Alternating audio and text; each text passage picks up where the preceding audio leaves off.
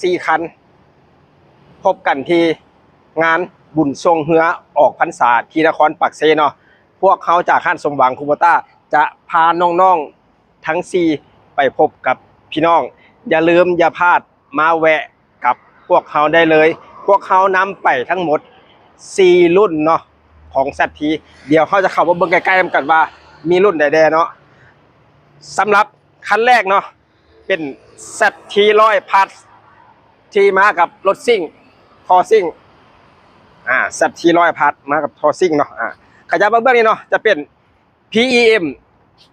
1408พัทเป็นจักร14แฮงม้าหรือว่าเป็นรถไถโรตารี่แบบนั่งขับได้พี่น้องรถไถโรตารี่แบบนั่งขับขยับเบื้องนี้เนาะน้องไม้ล่าสุดของพวกเขาเลยที่กำลังมาแฮงก็คือรถไถนาดัดแปลงอเนกประสงค์เนาะที่ติดกับเครื่องจักร ZT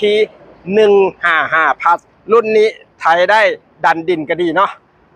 ขยับมาเบื้องนี้เนาะมาพบกับเครื่องจักรอีกรุ่นหนึ่งเขาก็เป็น ZT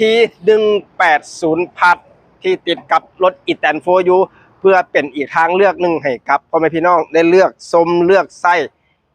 กับกลจักรซอยในหน้าวิทยาการงานเพราะฉะนั้นมีหลากหลายขนาดให้พ่อแม่พี่น้องเลือกอย่าลืมอย่าพลาดไปเอาของแจกของต้อนเข้าไปทักทายสบายดีกันอยู่ที่บุญทรงเหือนครปากเซพวกเขาจะตั้งบูธอยู่แคมป์ของได้พี่น้องพวกเขาจะตั้งบูธอยู่แคมป์ของนอกจากผลิตภัณฑ์คูโบต้าดังกล่าวแล้วเนาะพี่น้องยังจะได้พบกับศิลปินหลากหลายเนาะบ่ว่าจะเป็นภายในและต่างประเทศเพิ่นก็ได้เข้ามาร่วมสร้างสีสันในงานบุญออกพรรษาอย่าลืมด้วยพี่น้องเด้อไปพบไปพ่อไปทักทายสบายดีกันเนาะ